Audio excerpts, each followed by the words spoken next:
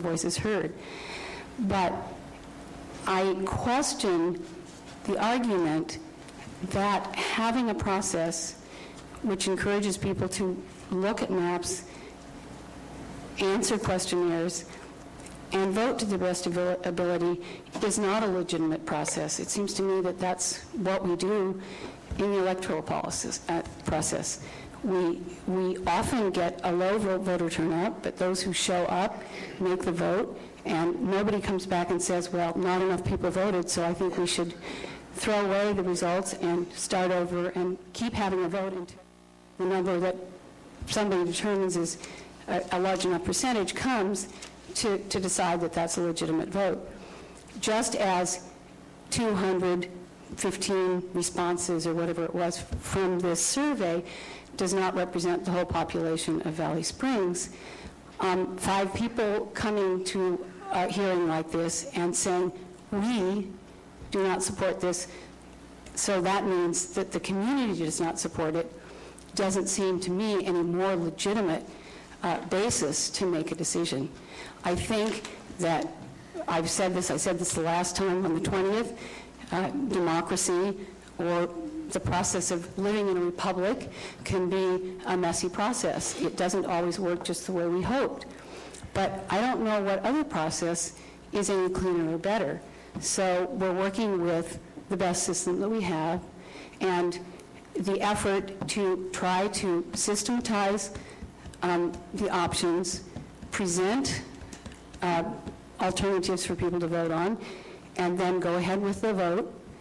I do know that you cannot vote more than once on any one computer. Now, maybe some people had access to many computers and went around and asked their friends if they could vote, but only one response could be recorded on any one computer. And I, too, have attended many of the meetings in Valley Springs, and I even got a postcard because my name is on the list. But, of course, I didn't vote. I didn't even attempt to go onto the online and make my opinions known because, of course, I didn't feel that I was entitled to it as an outsider. But I believe that the process has been fair and honest, and I do believe that in most scenarios within the board, consultants are called in because the board does not have the expertise nor the time to carry out the process on its own. So we need to rely on outside people who have studied these issues to come in and make recommendations and to present strategies for coming to conclusions. So this is really no different than people who come in to talk about infrastructure, people who come in to talk about roads, people who propose ideas for parks or trails or whatever.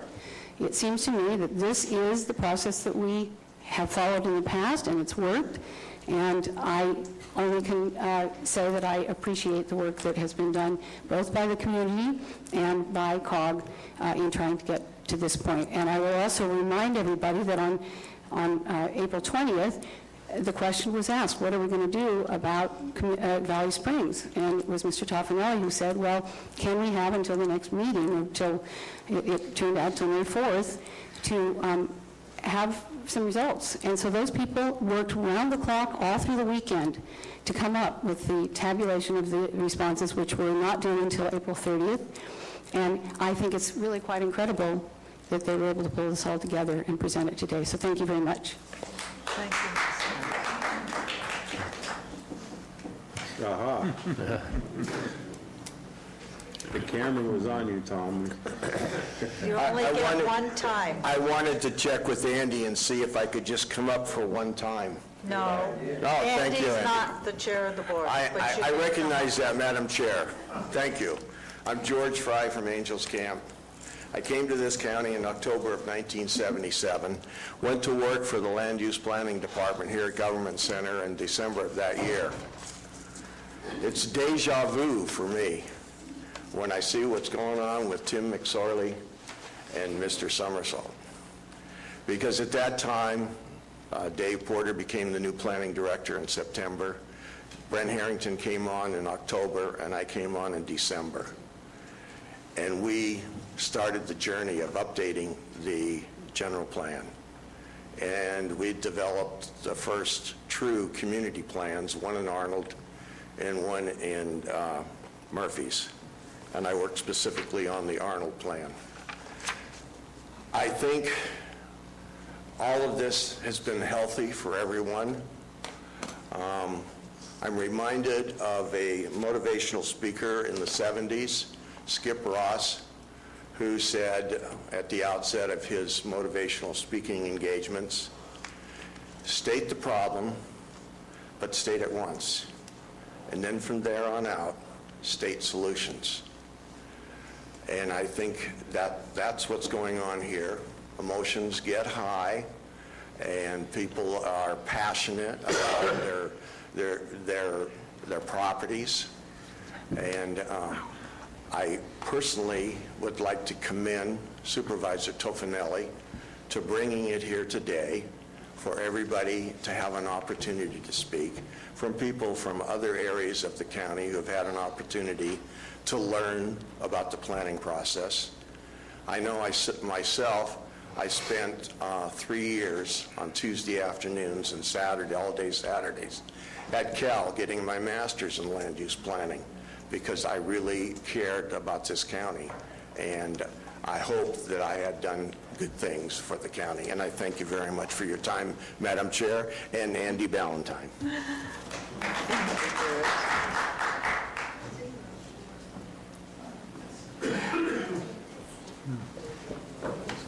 Computer's starting to die.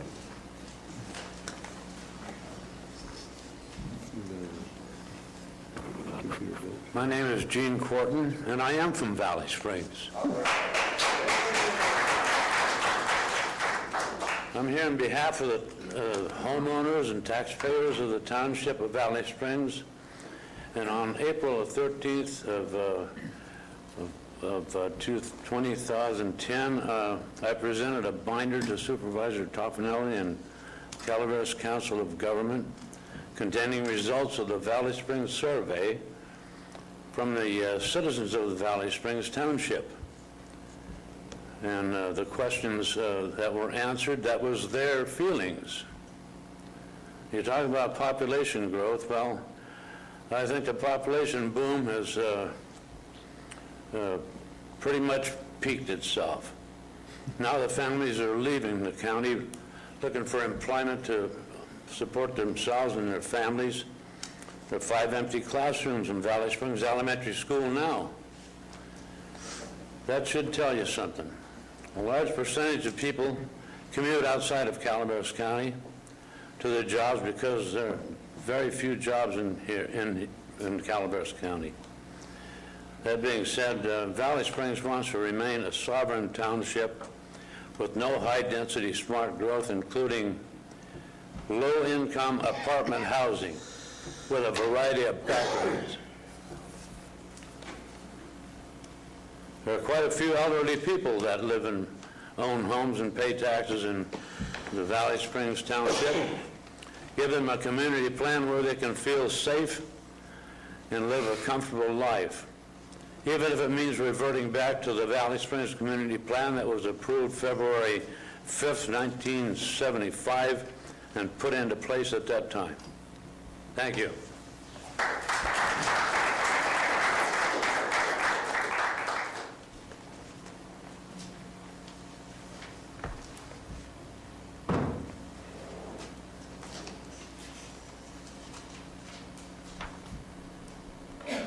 Hi. My name is Becky Hanna, and I live in District 5, and I have commercial property in District 1. I own the office building that's at St. Andrews and Highway 26. I'm encouraged this afternoon, today, to see another option put up to, I think it was on page 10, I don't know if you guys can show that. I think we finally figured out where we are on this.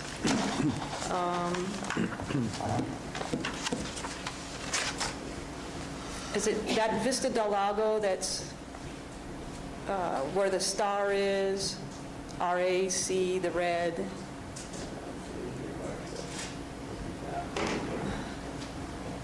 So this is That's Vista del Lago. Then I assume that St. Andrews is the, That's your property right there. That spot right there. That's the Thomas Center right there. okay, so is St. Andrews, what are the blue lines? Are those, that's the creek? Creeks. Okay, St. Andrews would be right along this margin here. And here, so that, this on, where the bridge goes across that river is your property. so where my property is, what you're proposing with option 2 is that it remains commercial. That's a relief. You don't know how much sleep I have lost. You know, that's my retirement. That's my income. And I know that there's a lot of other people who are affected by, what you all are talking about up here. So I hope, that if things are going to change, that, my property rights are protected and the property rights of other people. We're real people out here. It's not just land. It's not just a map.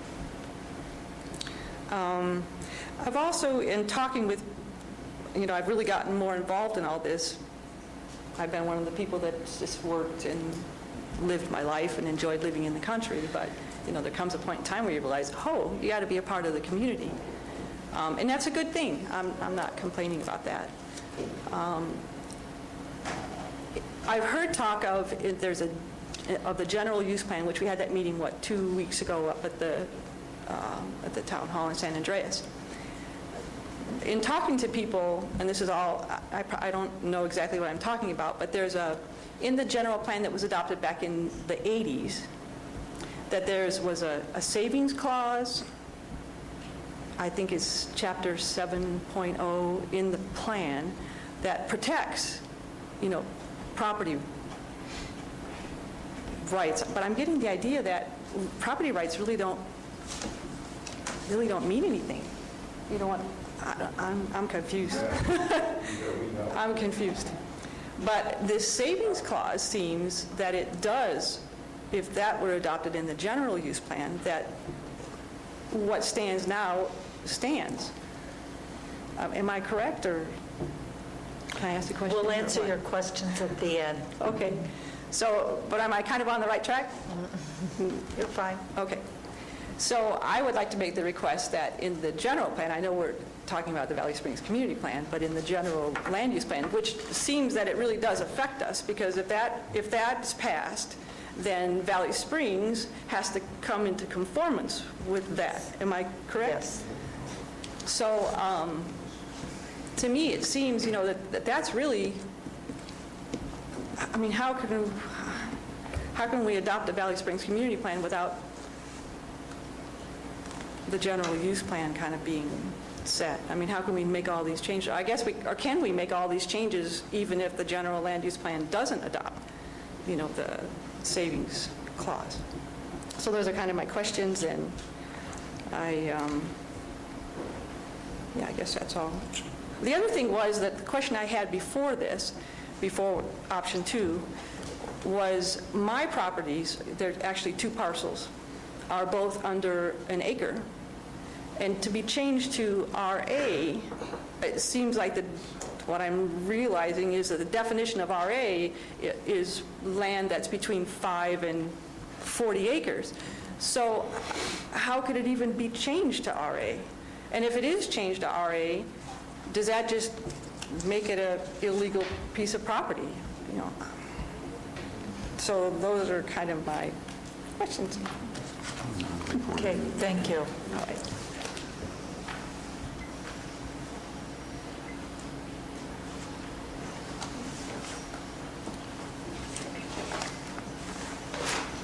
Ron, Do I I take away from your time, Mr. Randall? You can, because And Ron, I want to remind you, this is the third time you've done that. Oh, okay. This will be very short. Okay, your time's up. I'm sure you guys have heard enough, and if you don't have enough information to make a decision now, we're never going to give you enough.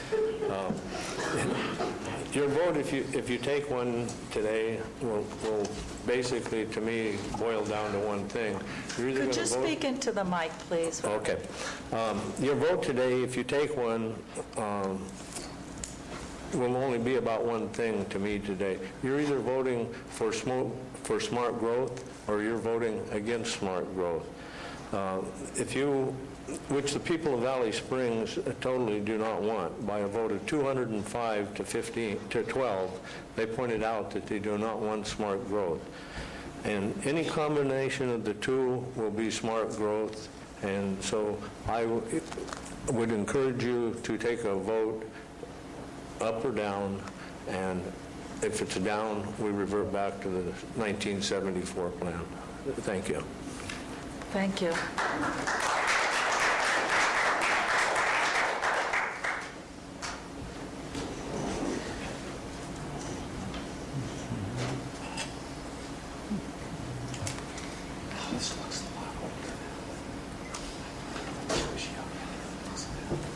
I'm Alice Rain from Rancho, and I'm here on a couple of things, listening to everybody, and we've been working on this, I know, with the COG for a long time.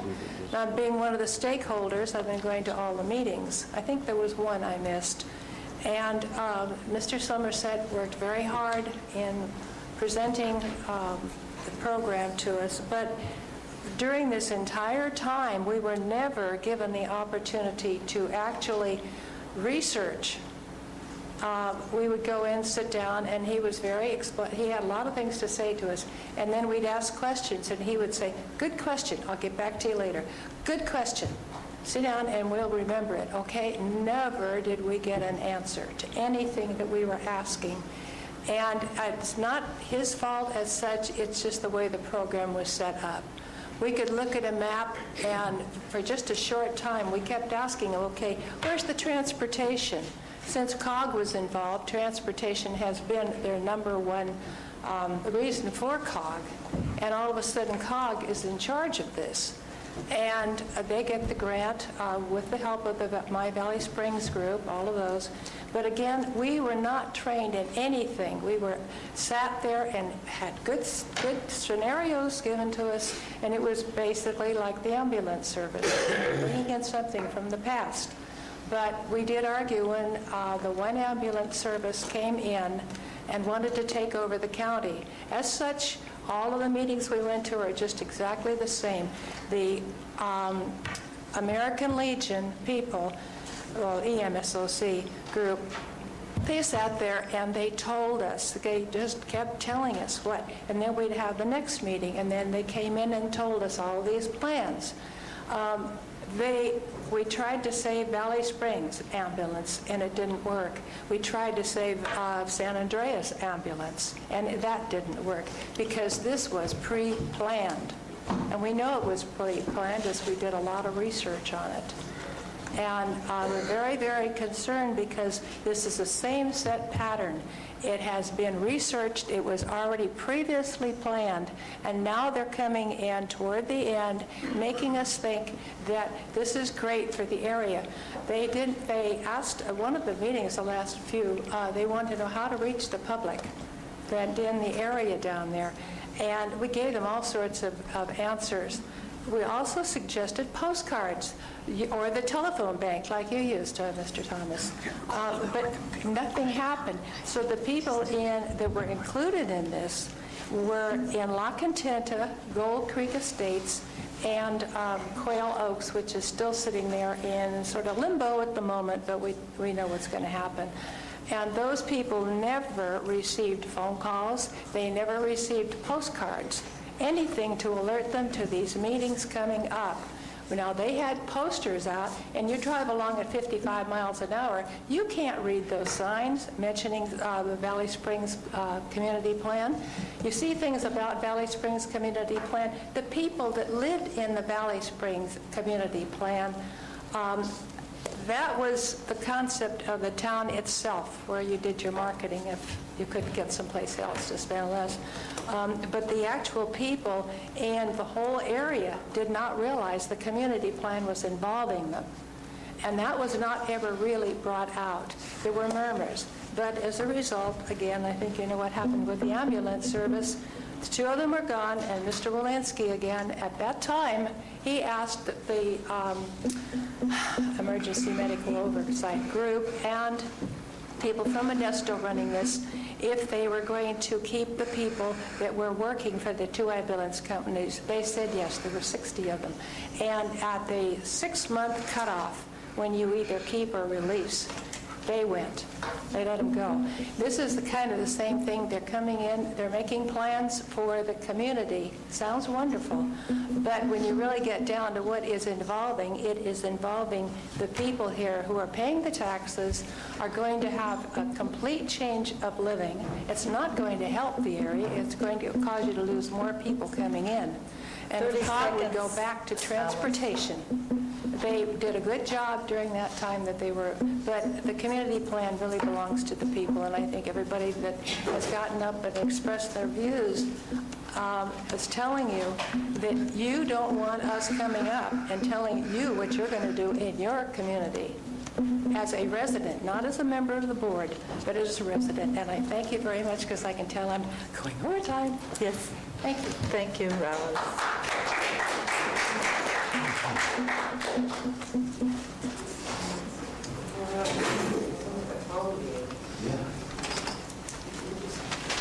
Everybody here will smoke. I think everybody here will smoke. Good morning, I'm Jane Fox. I didn't come with anything prepared because I wanted to see what you folks had to present back to us. And I do thank you for taking the existing businesses that are in Valley Springs into consideration with your option 2 plan. And I think that there are some very simple things that can be done that would relieve a lot of concerns, a lot of suspicion, maybe a little of the passion in the community. One of the things would be nice if we had a few more street names on the maps so that we could identify where these red spots are, the green spots, the yellow spots. It's very difficult to look at these maps, and I understand you can't put all the side streets in, but to have a half a dozen side streets off of Highway 26 to show, that would give people more of an idea, or off of Highway 12, that would give them more of an idea where these designations that you're proposing would actually impact the community. I think it's very difficult to look at a map that does not have basic street names and understand where you're planning what. I'm encouraged this morning because I feel like for the first time in several meetings that maybe somebody is listening, and that's very encouraging to me. I think that what we have gone through here has been very, very painful for most everyone. Marty and Joyce and all of these other people that have put in so much time and effort on this should be thanked and commended, even if we don't agree with everything that came out of those meetings. I think that's the process that we're supposed to be going through. And I especially appreciate Marty trying to keep everybody cool, calm, and collected and on task. Had you adopted, or should you adopt the other plan, the option 1 plan, I want you to know that just in the town of Valley Springs, that would have affected 8 businesses. I don't think that Calaveras County can afford to lose one more business, let alone 8 in a small community like Valley Springs. And I'd like to bring up a couple little things I noticed this morning. I noticed again this morning that there are those of you that would adopt different developing standards for upcountry applicants than those that you impose on us in Valley Springs. And I think that's unfair. I think it's should be handled, as Mr. Tryon mentioned, I can't believe we're agreeing on something, that it should be handled evenly across the county, not just applied to one area and then excused from another area. In conclusion, I understand that the new maps, if I'm understanding them correctly, will protect the businesses that are already existing, that if we should sell in the future, or if, God forbid, something should happen to one of us, that 5 or 6 or 7 businesses is not going to be out of business because we no longer own the property. I want to thank you for your patience. Now you understand, Russ, why I never wanted that seat.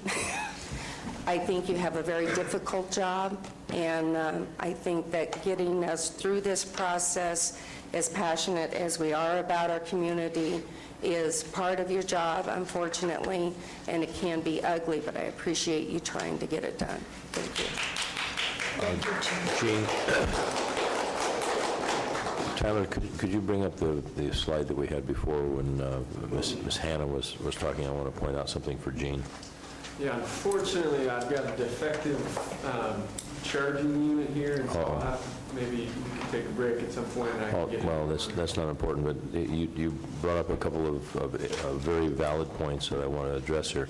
You talked about the lack of detail. These maps are very woefully inadequate, in my opinion, as far as the detail. There should be some supplemental maps that show down to the parcel layer, because the point of fact, I was pointing out to Ms. Hannah's property, yours on the south side of that McAndrew or St. Andrews is not covered with this shading. I've talked to you directly about my concerns about your property, and I've told you that I won't let that go uncorrected. But we've got to address that red portion of that land use or the zoning designation has to extend over to take into account the 10th Green Inn. It's not. Isn't that here? Well, in technical fact, it doesn't go south of St. Andrews, and it should. And the other thing I wanted to ask you is, have you run out of ink cartridges? Almost? The printing costs have been heavy. Yeah. Okay, is there anyone else who has a comment they'd like to make? We offer a solution? No. I gave you the courtesy earlier. I know you did, and I didn't get my call, so I just wanted to clarify something. Tyler had stated that everyone that called... Could you identify yourself, please? Pat Pereira from Camposeco. Thank you. Tyler had stated that everyone that called regarding the questionnaire was sent a hard copy. I got a postcard. I called and was denied that hard copy, if you recall. I don't recall that. Yeah, right. I did get a copy, and I responded by letter. Anyway, you told me I was not entitled to it because I lived out of the area, out of Plan B area. Okay, thank you. Okay. And also, the issue here is not just the Valley Springs Community Plan, it's our property rights. That affects all of us everywhere in the county.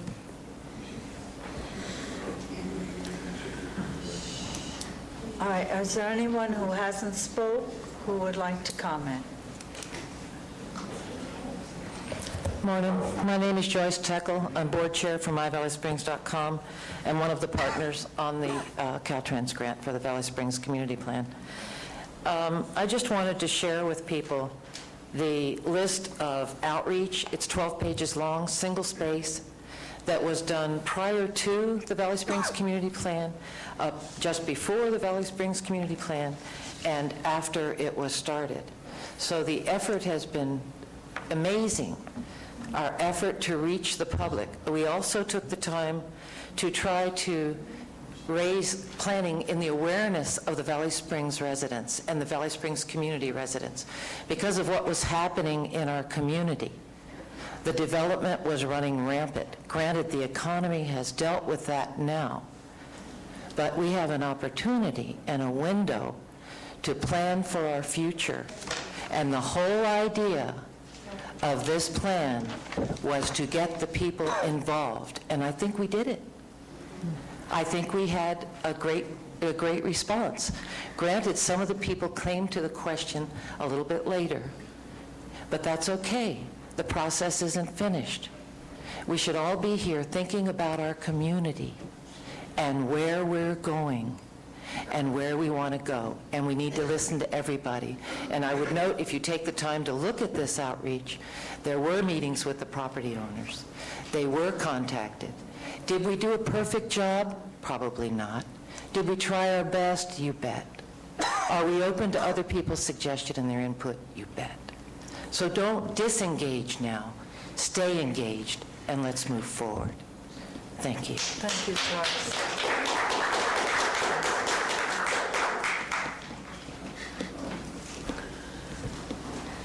Are there any more? I guess so. Catherine Jackson, lately an officer of myvalleysprings.com, came to fill a void that was there, have a lot of background in planning, and I was fortunate enough to be involved with the county, University of Davis, all of the early workshops, involved in looking at what were our visions. I hate that word, it's taken on so much negative meaning.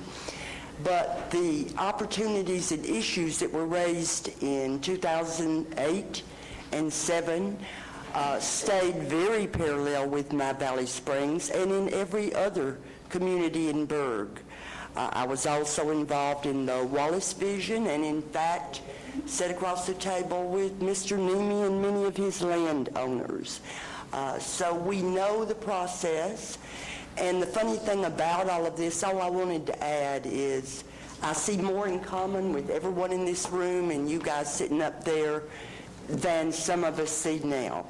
The problem with the micro map is people can't see their little individual piece. And it's too bad that many of the questions coming from our participants today cannot be answered. You haven't done the environmental studies. You don't know what the economic benefits and cost and problems will be if you just go with the Valley Springs original 1974 map versus this one here. But I remember almost 2 years ago, Chairman Callaway said, looking at her fellow supervisors, we've got to make up our minds. Are we a retirement community or what? You've heard a lot of loud response that should have given you an answer today. The problems presented as I have been through the planning process is that clustering became a very ugly and evil word. High density, equally so. The problem there was, along with that, came all of the clamor for jobs and an economic element, and we needed to put the ag element, the water element. Pretty soon, every faction and interest in this county was heard by you, and my hat off to all of you. So myvalleysprings.com only meant to bring together all of those elements to represent one voice called Valley Springs. I'm from Wallace. I strongly identify with Valley Springs. My friends are there. The nature is there, my entertainment is there, my shops are there, and much is there that I would like to see improved. And it happens to be in the area called downtown Wallace. Had I only driven through there, I never would have had any interest in residing in Valley Springs. So just in summary, I want to say that I think COG got stuck with a lot of unfair negative reactions. A community never votes on a grant in its conceptual level. It's not even doing anything but trying to get to a pre-design level. We're not talking construction or bypasses taking away businesses. Whether smart growth survives or not is dependent on what type of incentives you bring into the developers. Supervisors do not bring people across the county. If you listened to us too close today, you would put boundaries across the county lines and let no one in, and that's not fair either. The jobs became what made smart growth doable for me, but it's a hard task. It isn't like you're going to be New York City tomorrow, and I doubt that you can pull off enough balanced incentives to do that, because to me, space is precious. I only live on a half an acre, but I consider even 40 acres too tacky. You've already divided up a community where I depend on my breadbasket, my wildlife, my trees, my openness, and what made this county so important really is ag and recreation, and that's where your job should follow as much as they can. Without clustering, you won't be able to model the financial density that allows a business to come and survive. So I know what you're up against. I want to say to the people behind me, it isn't a choice between option 1 and option 2 today. It's a choice between the future of this county. And that's what you hold in your hands, and the decision is yours. And I think that the values expressed on these maps have been repeated over and over and over again for 4 years out of residents all over the county. Thank you very much. Thank you, Ms. Jackson.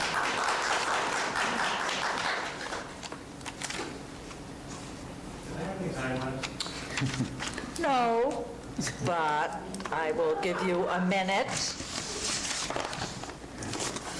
Michael Wietrich again. I'm sitting here listening to all the different comments that were made today and from both people, and I've never wanted the impression to be that I didn't appreciate the work that's been done by either COG or My Valley Springs. I simply disagree with their plan for the future for our area. And I think that one of the things that I've focused on here this morning and that I've seen is that 2 of the supervisors sitting up there have had issues and questions with this map that was presented to the people to make a decision from. And at the last meeting where those maps were floated for the first time, I was present, and I asked a question at that meeting: who's going to make the final decision on which one of these maps was used, and how is that going to happen? They said that through the input from other people both at that meeting and in the future, they would decide which map to use, and after that they would have another meeting of the public to present all of this stuff to us for approval, future feedback before it came before you. That has all been circumvented, and they're bringing it straight to you for a decision. And those of us who are out there who have tried to become involved with this process and be part of it and communicate our concerns and desires have been left out of this process because it's been brought straight to you guys for a decision. And I just want to make sure that you guys don't vote just to move forward even though you know it's flawed, because I think that would be a travesty to the entire county. Thank you.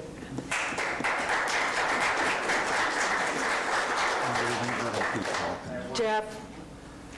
He's got solutions we want to hear. I'm at... Proposal for a solution. I'm Jeff Davidson again.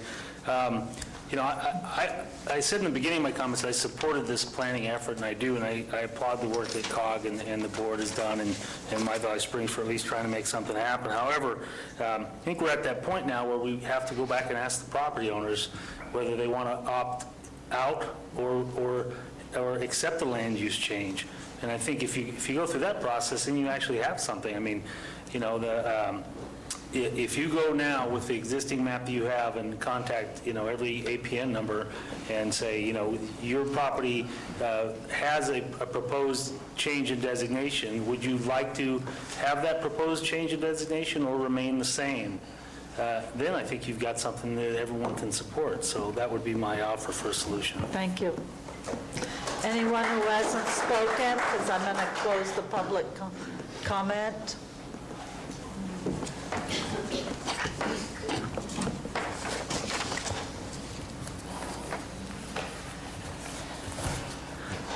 Good afternoon. Colleen Platt with MyValleySprings.com. I wasn't going to get up and say anything, but I just wanted to respond. We were pushed to come forward as soon as possible. We would have liked to have taken more time and get more input at more meetings, but, we have a deadline with a general plan update. If we're given the choice of either have defaulting to the existing 35-year-old Valley Springs Community Plan, which does not serve the interest of the business owners, the developers, the residents of the area anymore. The population sign of Valley Springs is 7,500. It's not, just the 200 people in the downtown. That plan was developed many years ago, and it was a plan for expansion and growth for the future. The plan does not represent what happened. The population and commercial areas developed outside of that old community plan area. This is an attempt to represent what really is truly on the ground and get the people involved. They have been involved. The outreach has been extensive. The public participation has been huge. There's been hundreds of people at meetings. If people have gotten involved late, that's fine. That's wonderful. That was the idea. Turn it over to the people. Let them run the process. But at this point, we ask you please accept the progress that has been made. It's been valid input. Please accept that into the plan. Move it forward. It'll be subject to further general plan and community plan evaluation, environmental review, and input. But at this point, please let it move forward for the future progress. Thank you. Thank you, Ms. Park. Anyone who has not spoken would like to say something? I am going to close the public comment period and take a 7-minute break.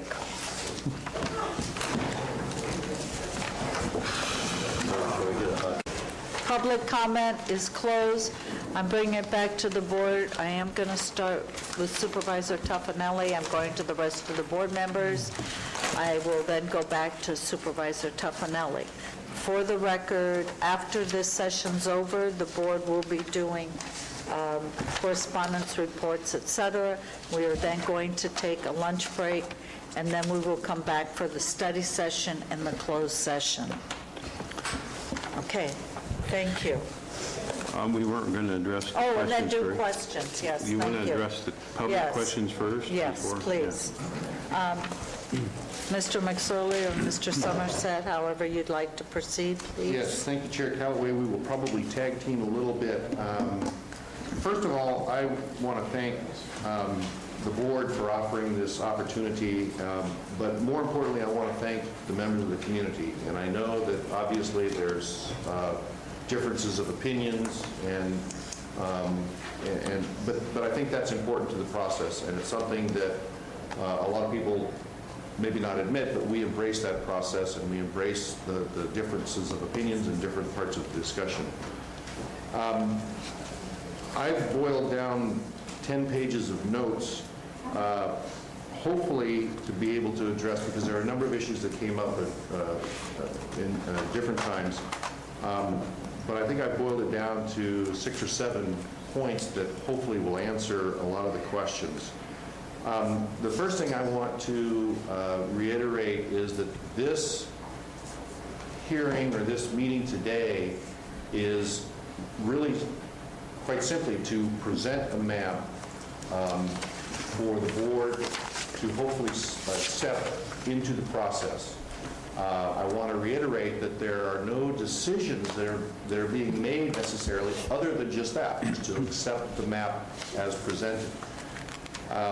We fully acknowledge and expect that this map, this land use designation map, will be subject to further review and revision. And I think that a lot of folks perhaps didn't fully understand that. Part of that other process, as I understand it, is that the county planning department has stated that as part of the overall general plan process and further review of community plans, that they will be meeting again with property owners to discuss their specific situation and issues. That's my understanding. So hopefully that answers a lot of the questions about individual properties. Together with that, I also want to say that land use designations are not necessarily parcel specific. They are broad land use designations over an area, but yeah, not necessarily parcel specific. So again, property owners still have that opportunity to meet with staff, and we would certainly offer our assistance as much as we can for this project specifically as it gets further review. As a general statement, the Valley Springs Community Plan, as any community plan and as a general plan, is not necessarily a growth projection model, or if you will. It is a way to accommodate future growth. So it's not a projection, and I think there are perhaps some fears out there that this is telling the people of Valley Springs or anywhere else that there's going to be, X number of people within this community. If that happens, the plan would hopefully accommodate that growth. And again, want to reiterate that we understand that this process, and I think that's obvious today, is not simple, nor is it easy. It is very difficult sometimes and very complicated. So I want to just touch on a couple of the comments, questions. A comment was made about the costs for future infrastructure. That is part of the process, but we're not at that part of the process yet. That those infrastructure issues will be brought forward as this plan and the general plan as a whole are addressed. Mr. Davidson suggested that we should get BSPUD and CCWD weigh in, and in fact we have submitted this to them, and we've received comments. You haven't received comments? We have received comments. You have? Yes, we have. Mr. Davidson again talked about individual property owners' preferences should be shown on their map, and I think that is in fact what is reflected on alternative 2, is that we did recognize that there were perhaps property owners that had fairly large vested interests, and we made an effort to outreach to them. Was it every property owner within the boundary? No. It was what we thought were the areas that would be most subject to discussion, shall we say.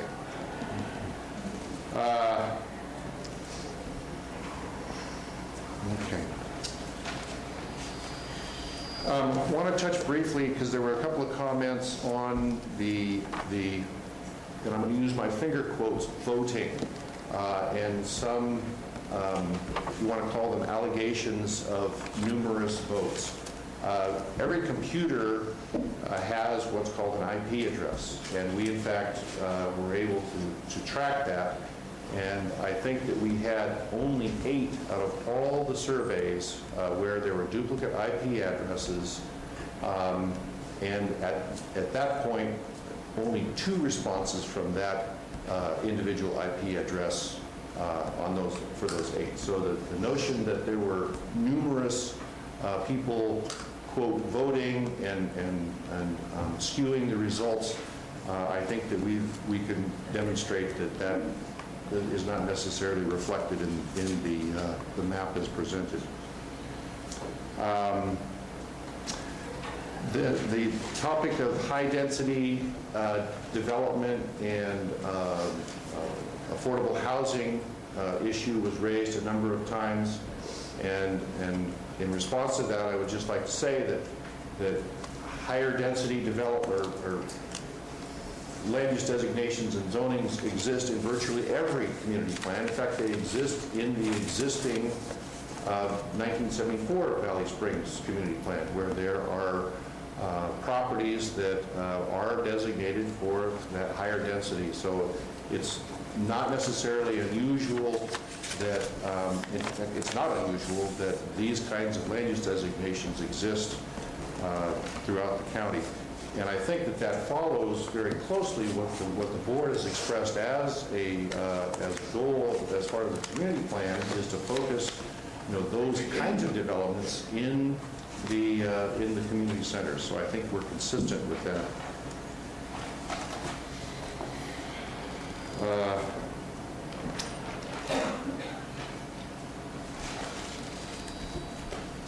Couple of comments again about the board listening to residents and dealing directly with people, and I think the board is doing that. So I would certainly like to remain consistent in that regard.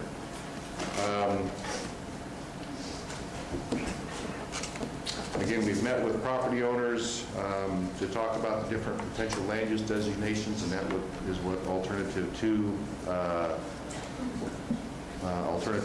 does. And I know that I'm not answering every question, so perhaps the board will have more specifics. I'm trying to hit on all those points that we thought were repeated and answer as many of those questions as we can.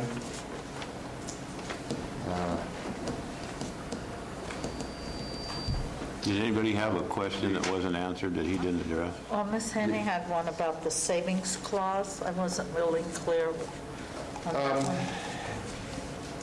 And I think that savings clause, and I know that the discussion came up 2 weeks ago in front of the Board of Supervisors, and I understand what that means. A lot of people call it the grandfather clause, but I think that's an overriding policy that would come from the Board of Supervisors, not necessarily as part of the community plan process. Madam Chair, I'd like to shed some light just on that one issue. The savings clause is a reference to the concept of non-conforming uses. In other words, uses or properties that become non-conforming as a result of a change in the general plan or zoning code. Our current general plan, the 1996 plan, contains a section, Chapter 7, which is related to this non-conforming issue. We expect that there will be a coordinated kind of discussion in the new general plan as well related to non-conforming uses, and that will continue. The thing to remember about non-conforming uses are, and this is the essential point, uses run with the land, not with any individual owner, but with the land. And as long as the use continues uninterrupted, that use can continue whether it conforms with the existing general plan and zoning or not. Okay. Mr. Could you please identify yourself? I'm sorry. Thank you. George White, Planning Director. Is there something in there that if the use is not in use, like you have a legal non-conforming use of a commercial in the middle of a residential neighborhood, for example, and it's not used for X years, 2 years? No, then, I think it's either 6 or 12 months. I'm not positive on that. Yeah. Then it reverts to whatever the underlying general plan and zoning would allow. That's correct. Thank you. I just want to make sure that we've used some technical language here, but there were people who were genuinely concerned that their life investment would be ruined if they were future land use for something different than what is there, and particularly for people who have built their own store, built their own business around that store. I just want to make sure I'm understanding this correctly, that a person in that situation who would wind up with a different future land use than what their current use is would be a non-conforming use that could continue and would go to whoever they sold it, so that the only effect to the person buying the property would be that they'd continue the business and they could not change it to something outside of that basic right. Unless that was allowed by the current general plan and the zoning in place at that time. Yes. Right. So that's a real important issue, because I think there's a great deal of fear around that question, and that mechanism to prevent that from happening is a fundamental recognition of property rights of people who established their businesses and their use before any of these changes might take effect. And it guarantees that, and I really want people to understand that, because a lot of the fear I'm hearing is based on that one question. Are we committed to keeping these things intact and moving forward? And secondly, are we committed to making sure that any prospective buyers of these businesses would be allowed to continue those businesses? And I think the answer that you're giving us is yes, that's our commitment now, and there's no intention to change it on anybody's part. That is correct. All right, thank you. Just a clarification, George, on that point. It is also my understanding that if the non-conforming use is destroyed, then you can't replace it. Say there's a catastrophic fire or the like, then it goes to what the general plan would, or community plan would call for. There's a difference between a use and a structure, and I think it's an important distinction. For example, a non-conforming structure, one that may not meet existing setbacks or height or whatever the case might be, if it was destroyed, then that situation might exist. It has to conform to be replaced. Right, but in case of use, it's a matter of when that use goes away and when whether it's uninterrupted or not. Okay. I think that's really the case. The second limitation, if the community or general plan does not have the current use zoned in the new document, is that you can't expand it. So you can buy a 1 or 2 acre parcel with a commercial building on it, but you cannot expand that, even though you have much room for expansion, if it is a non-conforming use. Well, is that correct? It actually, kind of relates to the standards for the community.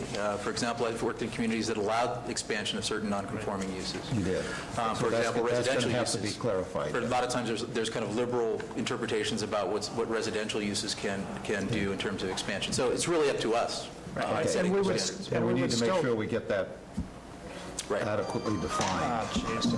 I'm very sorry, people. I've got a series of emergencies going on right now. Okay, thank you. Vibrate that. George, before you go away, I just want to make sure that there was a crystal clear understanding on this, what would happen if you have a non-conforming use. Let's talk about the 10th Green Inn. And it burns down. I mean, clearly that isn't the fault of the owner, and it doesn't have anything to do with an interruption of use for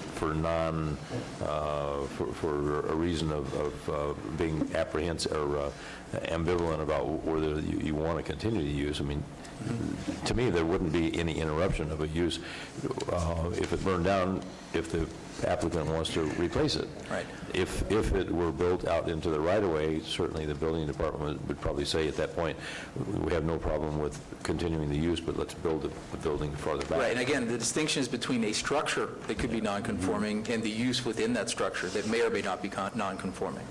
That's the distinction that has to be made there. In the case of a structure, if it burned down to the ground, the replacement structure may have to conform